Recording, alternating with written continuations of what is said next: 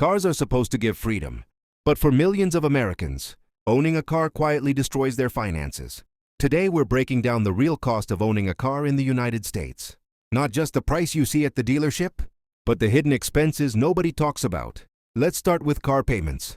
The average monthly car payment in the USA is over $700. Used cars aren't much cheaper. That's thousands of dollars every year. Before fuel, insurance, or maintenance, now comes insurance.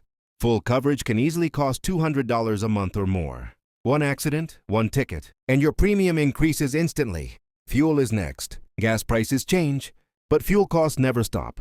For daily drivers, gas alone can cost thousands of dollars every year. Then there's maintenance. Oil changes, brakes, tires, batteries. Even reliable cars require constant spending. And unexpected repairs can destroy your budget overnight.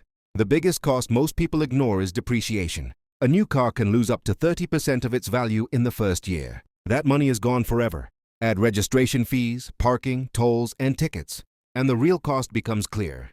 When everything is added together, owning a car in the USA can cost $10,000 to $15,000 every year. Cars are useful tools. They are not investments. Smart car owners buy used. Compare insurance regularly. Avoid long-term loans. And focus on total ownership cost, not just the monthly payment.